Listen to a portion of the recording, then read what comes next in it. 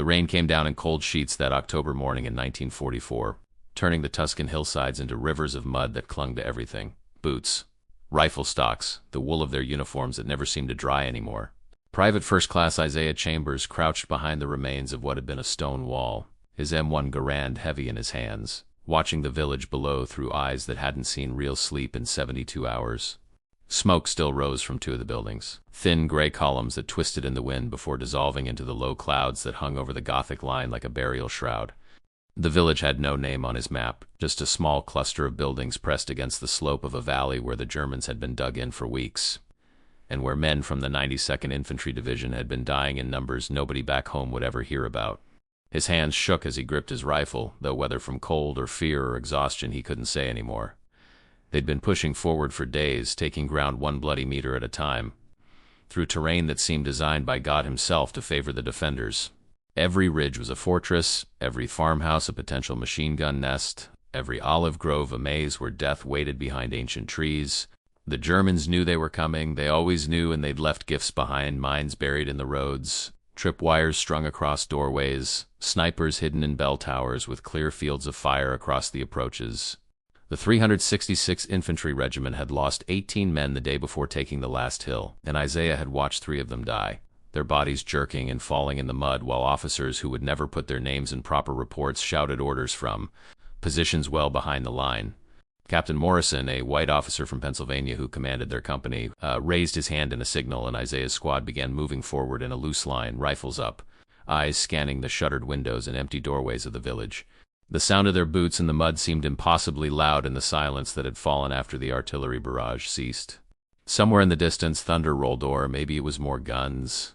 The sound so constant now that Isaiah sometimes heard it even when it wasn't there. Phantom artillery that shook him awake during the few hours of rest they managed to steal between advances. Isaiah moved with the careful steps of a man who'd learned that survival meant never trusting anything, not the ground beneath his feet, not the silence, not even the sight of an empty village that might be full of Wehrmacht soldiers waiting for them to step into the perfect killing zone.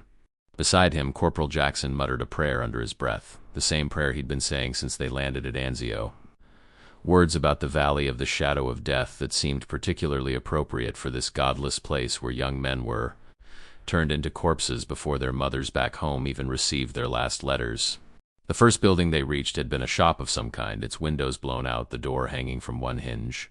Isaiah pressed his back against the wall beside the entrance, nodded to Jackson, then swung inside with his rifle leveled, finger on the trigger, ready for the burst of gunfire that would mean he'd walked into an ambush. But there was nothing, just wreckage, overturned furniture, broken glass crunching under his boots, and the smell of smoke and dampness and something else he didn't want to identify. They cleared the building room by room, finding only emptiness and the scattered remains of lives interrupted. Abandoned in panic when the war came to this small place that had probably gone centuries without seeing a soldier. Outside, the rest of the squad was advancing through the village square, a small open space with a dry fountain at its center and buildings pressed close on all sides. The rain had slackened to a drizzle, and in the gray light everything looked like a photograph, all the color leached out, leaving only shades of gray and brown and the dark green of Isaiah's uniform. He emerged from the shop and moved toward the fountain, his eyes constantly moving, watching for movement, for the glint of a rifle barrel in a window, for anything that would give him the seconds he'd need to dive for cover. That's when he saw the poster. It was pasted on the wall of what looked like the village hall, rain-soaked and peeling at the corners, but still clear enough. The image hit him like a physical blow, a grotesque caricature of a black soldier, features exaggerated into a savage mockery of humanity. Teeth bared like an animal, hands reaching for a terrified white woman. The text was in Italian, but he didn't need to read it to know what it said. The Germans had been here and they'd left their propaganda behind. The same poisonous lies that had followed him across an ocean, that had been waiting for him even in a country he'd never seen before, among people he'd come to save. Something twisted in Isaiah's chest, something that felt like shame, even though he knew he shouldn't feel it. Knew intellectually that he wasn't the monster in that poster, that he was the man with the rifle who'd crossed those mountains to drive the fascists out. But knowledge didn't stop the feeling, didn't stop the memory that rose unbidden of another poster, another image, this one on a wall in Montgomery, Alabama, where he'd grown up. Different artist, different language, but the same message: you are less than human. You are danger, you are threat, stay in your place. He'd been 7 years old the first time he really understood what that meant. His mother had sent him to the store for bread, and he'd been running, just a boy running because running felt good, because the sun was shining and he was 7 and full of energy. He'd bumped into a white woman on the sidewalk, barely touched her, and she'd screamed as if he'd struck her. Her husband had grabbed Isaiah by the collar, lifted him off his feet, called him things that still burned in his memory 2 decades later. His mother had appeared. He never knew how she got there so fast, and she'd pulled him away. Apologizing, her voice full of a fear he'd never heard before, dragging him home while he cried and asked what he'd done wrong. "Nothing, baby," she'd told him that night, holding him while he sobbed. "You didn't do nothing wrong. But that's how it is. That's how it is, and you gotta learn." He'd learned. Learned to keep his eyes down, learned which streets to avoid. Learned the precise tone of voice that kept white folks comfortable. Learned to be invisible when invisibility would save him, invisible only when visibility was demanded. Learned to live in a country that told him he was a citizen with one breath and a threat with the next. Learned to accept that education would be limited to the colored school with its hand-me-down textbooks and leaking roof, that jobs would be whatever white folks didn't want, that justice was a word that applied differently depending on the color of your skin. And then the war had come, and the recruiting posters had appeared, and suddenly the country needed him. Needed black men to fight and die for freedom overseas while being denied it at home. The irony wasn't lost on Isaiah or any of the other men in the 92nd. They'd talked about it during training at Fort Huachuca in Arizona during the endless drills under officers who mostly didn't want them. During the nights when the white soldiers from other units had made it clear what they thought of sharing a base with colored troops. They'd talked about whether it was worth it, whether they should fight for a country that treated them like they were worth less than nothing, but in the end, most of them had signed up anyway. Some because they believed things might change if they proved themselves in combat. Some because staying home meant being branded a coward or worse. Some because despite everything, despite all the reasons not to, they loved the idea of America even if America didn't love them back. And some, like Isaiah, because they'd seen what the Nazis were doing. And whatever else could be said about America's sins, Hitler's vision of the world was worse. Now here he was, standing in an Italian village square with rain dripping down his helmet, staring at a poster that told him the Germans saw him the same way the folks back home did, and wondering why the hell he'd ever thought this would be different. "Chambers, move up," Captain Morrison's voice cut through his thoughts, sharp and impatient. Isaiah tore his eyes away from the poster and advanced toward the church at the far end of the square, stone building with a modest bell tower that miraculously seemed intact. The doors were closed, and he approached carefully, aware that closed doors in liberated villages sometimes meant German stragglers waiting to make their last stand, taking as many Americans with them as they could. But when Jackson pushed the door open, they found only darkness and the smell of incense and damp stone. Isaiah stepped inside, letting his eyes adjust, and saw movement in the shadows near the altar. His rifle came up, and he heard the sharp intake of breath, the rustle of clothing, and then a voice speaking rapid Italian, frightened and pleading. They'd been trained in basic Italian during the voyage over. But the language spoken in these Tuscan hills was different from the textbook phrases, full of local dialect and speed that made it nearly impossible to follow. Isaiah caught maybe one word in 5, soldati, soldiers, and tedeschi, Germans, and what might have been per favor, please. He lowered his rifle slowly and said the only phrase he was absolutely certain of, Americani. We're Americans. The silence that followed seemed to stretch forever. Then, gradually, figures began emerging from the shadows. An old woman first, her face a map of wrinkles, dressed in black, crossing herself as she looked at them. Then others, more women, a few elderly men, children clinging to their mothers' skirts. 20 people, maybe more, who'd been hiding in their church while the battle raged outside, waiting to see whether they'd be liberated or occupied again, whether they'd live or die, whether the men coming through their village were friends or enemies. They stared at Isaiah and Jackson and the other black soldiers who'd followed them into the church, and Isaiah saw confusion cross their faces. The propaganda had done its work here too, the posters, the radio broadcasts, the whispered warnings about the savages the Americans were sending. He could see them processing what they saw, comparing the reality of exhausted young men in muddy uniforms with the monsters they'd been told about. Then one of the children, a little girl maybe 5 years old, broke away from her mother and walked straight up to Isaiah. She had dark curls and enormous brown eyes, and she looked up at him with an expression of such pure curiosity that it almost broke his heart.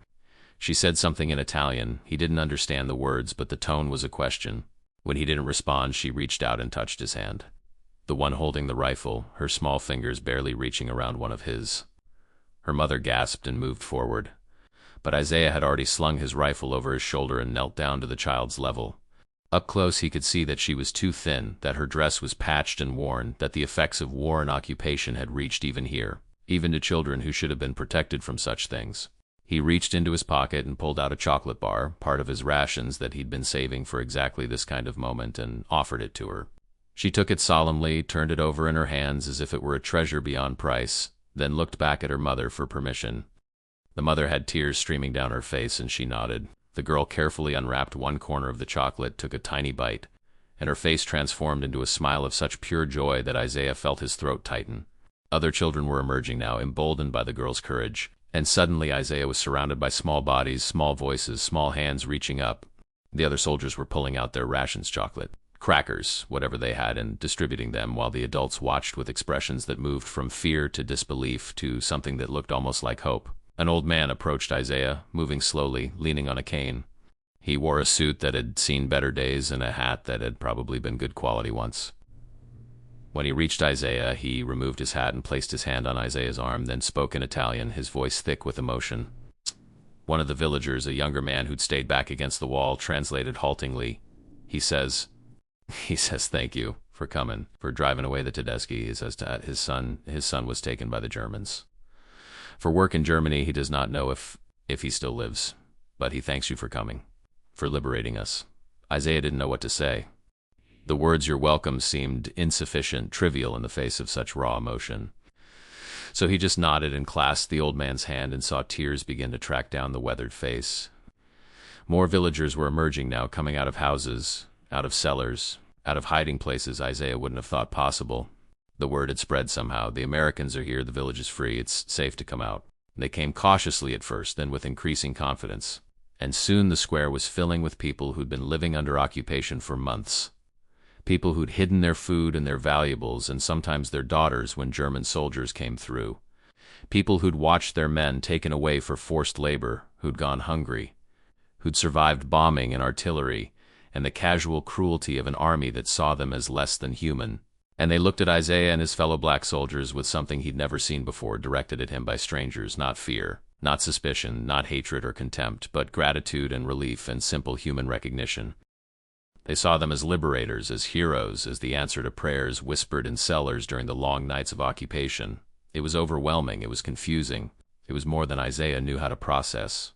Standing there in the rain with his rifle and his exhaustion and all the weight of history he carried, these people didn't care that he was black, they didn't care about segregation or Jim Crow or all the careful rules he'd learned about where he could and couldn't be, what he could and couldn't do. They only cared that he'd come thousands of miles to fight for their freedom, and that meant something to them in a way that Isaiah had never experienced in his own country. A woman appeared with a bottle of wine, real wine, something they'd probably been hiding from the German sand. Insisted on pouring a cup for each soldier despite their protests that she should keep it. She was crying as she poured, saying things in Italian that Isaiah couldn't understand but whose meaning was clear in her voice, in her gestures, in the way she pressed the cup into his hands as if giving him something precious. Isaiah drank, and the wine was rough and probably not very good by any objective standard, but in that moment it tasted like the finest thing he'd ever had in his mouth. Around him, his fellow soldiers were being embraced by villagers, were having their hands shaken, their shoulders clasped, were being looked at as if they mattered, as if their lives and their service and their sacrifice meant something real and valuable. And then the crowd parted, and a priest emerged from the church. He was old, probably in his 70s, with white hair and a lined face and eyes that had seen too much suffering. He wore the black cassock of his office, and he moved through the crowd with a quiet authority that made people step aside. He walked directly to Isaiah, who was still holding the cup of wine, still trying to process everything that was happening. The priest stopped in front of him and looked at him for a long moment, and Isaiah found himself unable to look away. There was something in the old man's eyes, recognition, maybe, or understanding, or perhaps just the accumulated wisdom of decades spent ministering to people in their darkest hours. The priest reached up slowly, giving Isaiah time to step back if he wanted to, and placed both hands on Isaiah's face, cupping his cheeks the way a father might touch a son, or the way God might touch someone he was blessing. The priest began to speak, and his voice carried across the square despite its gentleness. He spoke in Italian, but one of the villagers translated in fragments. "You have come far, ... You have crossed the sea, ... You have fought, ... You have bled for people you do not know, for a village whose name you will forget, ... But we will not forget you. We will not forget that when we needed deliverance, God sent you. You who have been told you are less, ... You who have been denied, ... You are our liberator, ... You are blessed. You are loved. You are seen by God and by us as what you truly are, ... A hero, a savior, a good man who has done a good thing, ... Single quotes. Isaiah couldn't move, couldn't breathe, couldn't do anything but stand there with the priest's hands on his face and feel something inside him that had been locked away for years begin to crack open. The words kept coming, kept washing over him, and he realized that tears were streaming down his face, hot against the cold rain, and he couldn't stop them, didn't want to stop them. When had anyone last touched him with tenderness? When had anyone last looked at him and seen something worth blessing? When had anyone treated him as if he were fully human, fully worthy, fully deserving of respect and dignity and love? Not in Montgomery. Not during training. Not in the countless interactions with white officers who gave orders without ever meeting his eyes, who spoke to him as if he were equipment rather than a person. Not in the mess halls where they still ate separately, or the barracks that were still segregated, or the medical tents where white soldiers were treated first regardless of how badly the black soldiers were wounded. But here in this tiny village in Tuscany, whose name he didn't even know, a priest was blessing him, was calling him a liberator in front of all these people, was treating him as if his life mattered, as if his service meant something, as if he were worthy of honor and respect and public acknowledgement. The priest finished speaking and pulled Isaiah into an embrace, and Isaiah found himself sobbing, his body shaking with the force of emotions he'd kept buried for so long that he'd almost forgotten they existed. He was dimly aware that the other soldiers were watching, that the villagers were watching, that he was breaking down in front of everyone, but he couldn't stop, couldn't control it, couldn't do anything but let it pour out of him, all the pain, all the rage, all the shame, all the exhaustion of carrying the weight of being treated as less than human while being asked to die for his country. The priest held him and let him cry, and around them the villagers began to weep too, as if they understood, as if they recognized in his tears something of their own suffering, their own relief, their own joy at being free again. When Isaiah finally pulled back, his face was wet and his eyes were swollen, and he probably looked like hell, but he didn't care. He looked at the priest and managed to say in halting, broken Italian, "Grazie. Thank you." The priest smiled and said something that one of the villagers translated, "No, thank you. Thank you for reminding us that goodness exists in the world." The rest of the day passed in a blur. Captain Morrison moved on with part of the company to secure the next objective, leaving a squad behind to hold the village and ensure there were no German counterattacks. Isaiah's squad drew that duty, which meant setting up defensive positions, posting sentries, and trying to convince the villagers to stay off the streets in case the Germans decided to shell the area. But it also meant time to rest, time to eat something hot that the villagers insisted on preparing despite their limited supplies, time to sit in buildings that weren't being actively shot at, time to feel like something other than a target or a piece of equipment. The villagers opened their homes such as they were, and Isaiah found himself in a kitchen with Jackson and two other soldiers, sitting at a rough wooden table while an old woman who couldn't have weighed 90 pounds served them pasta, with a thin sauce made from tomatoes and herbs. It was the best meal Isaiah had eaten since landing in Italy. Maybe the best meal he'd ever eaten, though that probably had less to do with the quality of the cooking and more to do with the fact that it was offered with such generosity, such warmth, such complete lack of the racial animus that had poised every meal in the segregated mess halls back home. The woman sat with them while they ate, and through gestures and broken fragments of Italian and English, they managed to communicate.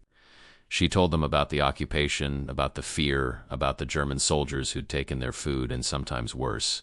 She told them about her husband killed in the last war and her son fighting somewhere with the Italian resistance. She asked about America, and Isaiah found himself trying to explain a country that he himself didn't fully understand. A country that was both wonderful and terrible depending on who you were and where you stood. He didn't tell her about segregation. Didn't tell her about the back of the bus or the separate water fountains or the jobs he'd never be allowed to have or the neighborhoods where he'd never be allowed to live. How could he explain that to someone who was looking at him as if he were a hero? How could he reconcile the man she saw with the man America told him he was? That night, sleeping in a real bed for the first time in weeks, Isaiah lay awake and stared at the ceiling. His body was exhausted, bone-deep, tired in a way that went beyond the physical, but his mind wouldn't quiet. He kept thinking about the priest, about the blessing, about the way those weathered hands had felt against his face. He kept thinking about the look in the old man's eyes, the recognition of shared humanity that Isaiah had spent his whole life being denied. And he thought about what would happen when the war ended, when he went home, when he walked off the ship in New York or wherever they landed and had to put his uniform away and go back to being a colored man in Alabama. Would anyone there look at him the way these villagers had? Would anyone care about what he'd done, what he'd seen, what he'd survived? Or would he just be another in asterisk, asterisk, asterisk, asterisk, asterisk, who'd better remember his place, who'd better not get ideas above his station, who'd better not expect that service to his country meant he deserved to be treated like an actual citizen. The thought made him want to weep again, but he was too tired for tears. Instead, he just lay there and let the darkness press down on him, and tried to hold on to the memory of this day, of this village, of that moment in the square when he'd been seen and blessed and treated as if he mattered. The squad stayed in the village for 3 days before orders came to move up. In that time, Isaiah got to know some of the villagers, learned a few more words of Italian, played with the children who seemed to be everywhere once they realized the soldiers weren't going to hurt them. He helped repair a wall that had been damaged by shelling, carried water from the well for women whose men were gone, stood watch at night and looked at stars that were the same stars he'd seen over Alabama, but somehow seemed different here. Cleaner, as if even the sky knew this was a place where he was allowed to be fully human. On the last night, the priest invited the soldiers to the church for a small service. It wasn't anything formal, just a gathering in the candlelit space, with the old man leading them in prayers that were probably in Latin but might have been Italian. Isaiah couldn't tell. He prayed along as best he could, remembering the Baptist church back home. The services where his mother had sung in the choir and the reverend had preached about Moses leading his people out of bondage, about walls falling down, about faith that could move mountains. After the service, the priest approached Isaiah again. This time he handed him something, a small medallion on a chain, the kind that soldiers sometimes wore for protection. It depicted St. Michael, the archangel, the warrior saint, the defender of the faithful. The priest placed it around Isaiah's neck and said something that the translator conveyed, for protection, for remembrance, so that you will always know that you are blessed, that God sees you, that what you have done here matters. Isaiah tried to refuse. The medallion looked old, probably valuable, certainly more than he deserved, but the priest insisted. So Isaiah accepted it, felt the weight of it settle against his chest under his uniform, and thanked the old man as best he could. The next morning, they marched out at dawn. The villagers lined the street to watch them go, and children ran alongside the soldiers for a while before being called back by their mothers. Isaiah looked back once and saw the priest standing in the doorway of the church, raising his hand in blessing, and he raised his own hand in response before turning forward to face whatever came next. They moved north, toward the Gothic Line, toward more fighting, more death, more of the grinding hell that was the Italian campaign. They took casualties. Jackson was wounded by shrapnel 2 weeks later, lost his left arm, shipped home to a country that would give him a medical discharge and then refused to let him use the whites-only bathroom at the bus station. Morrison was killed by a sniper, replaced by another white officer who was marginally better, marginally more willing to see his black soldiers as actual human beings rather than expendable equipment. Isaiah survived the war, survived Cassine and the push through the Apennines and the final collapse of German resistance in Italy. He was there when the war in Europe ended, was part of the celebration that swept through the army, even though the celebration was still segregated, still constrained by the rules that said black soldiers could fight and die alongside white soldiers but couldn't drink with them or eat with them or be buried next to them in the military cemeteries. He went home in late 1945, sailed into New York Harbor, past the Statue of Liberty that promised freedom to the tired, the poor, the huddled masses yearning to breathe free. He wore his uniform with his medals and his combat infantry badge and the Purple Heart he'd earned. When a mortar round had filled his leg with shrapnel outside of Massa, he thought maybe things would be different, maybe America would have changed. Maybe the sacrifice of black soldiers would finally mean something. He learned otherwise within hours of landing. Learned it when military police directed black soldiers to separate processing areas. Learned it when they were loaded onto buses bound for the South and told to sit in the back. Learned it when he got home to Montgomery and found that nothing had changed, that the same signs were still up, that the same rules still applied, that he was still expected to step aside on the sidewalk when white folks passed, still expected to keep his eyes down, still expected to accept that his service and his sacrifice and his wounds meant nothing in the face of the color of his skin. He tried to adjust, tried to go back to the life he'd known before, but it was impossible. How could he accept being treated as less than human when he'd been to a place where people saw him as a liberator? How could he ride in the back of the bus when he remembered Italian children running to him without fear? How could he stay silent when white folks told him to know his place, when he remembered a priest blessing him in front of an entire village? He couldn't. So he became one of the many black veterans who returned from World War II and refused to go back to the way things were, who became part of the nascent civil rights movement, who insisted that they'd earned the right to be treated as full citizens, who were willing to fight for freedom at home with the same courage they'd shown fighting for it abroad. It was dangerous work. There were beatings, arrests, threats. Isaiah was jumped one night by 3 white men who didn't like that he'd been talking about voting rights, ended up in the hospital with a broken jaw and cracked ribs. But he kept at it, kept organizing, kept speaking, kept refusing to accept that things couldn't change. And through all of it, through all the years of struggle and setback and slow, painful progress, he wore the medallion the priest had given him. It stayed around his neck through demonstrations and arrests, through the Montgomery bus boycott and the marshes and the sit-ins. He touched it sometimes when things were hard, when the hatred seemed overwhelming, when he needed to remember that he was more than what America told him he was. He kept it on until the day he died, an old man in his bed in 1987, surrounded by children and grandchildren who'd grown up in a country that was still deeply flawed, but marginally better than the one he'd known. His granddaughter found the medallion after his death, asked about it, and his widow told her the story about the village in Tuscany, about the priests, about the blessing, about the day her husband had been treated as a human being deserving of respect and dignity, and how that memory had sustained him through decades of struggle. The granddaughter kept the medallion, passed it down to her own daughter, and the story was passed with it, a family legend about a great-grandfather who'd fought in a war and been blessed by a priest in a village. Nobody could quite remember the name of, who'd come home and fought another war for civil rights, who'd never forgotten that moment when he'd been seen and recognized and treated as if he mattered. Because that's what it had been in the end. Not just a blessing, not just words spoken in a language he barely understood, but a moment of recognition. A moment when all the lies he'd been told about himself, all the poison of racism and segregation and hatred had been washed away by simple human decency. A moment when an old priest in a small village had looked at a young black soldier and seen not a color or a threat or a thing to be feared, but a man. A good man who'd done a good thing. A liberator, a hero. And that moment, brief as it was, had been enough. Enough to carry him through the war. Enough to bring him home. Enough to give him the strength to keep fighting for a better world. Enough to matter not just to him, but to the generations that came after, who heard the story and understood that their great-grandfather had been something special, something worth remembering, something worth honoring, because he was. They all were all those black soldiers who fought in World War II, who served their country despite being denied the full rights of citizenship, who came home and found that victory in Europe didn't mean freedom at home, who had to fight another war, longer and harder and in some ways more dangerous, for the simple right to be treated as human beings. Isaiah never forgot the village. Never forgot the priest or the blessing or the moment when those weathered hands had touched his face. And in the years when the struggle seemed hopeless, when progress seemed impossible, when the hatred and the violence and the resistance to change seemed overwhelming, he'd close his eyes and remember. Remember the gratitude in the villagers' eyes. Remember the children running to him without fear. Remember the priest's voice saying words he didn't fully understand but whose meaning was clear. You are worthy. You are blessed. And remembering, he'd find the strength to keep going, to keep fighting, to keep believing that change was possible, that justice would eventually prevail, that the moral arc of the universe really did bend toward justice even if you couldn't always see the curve.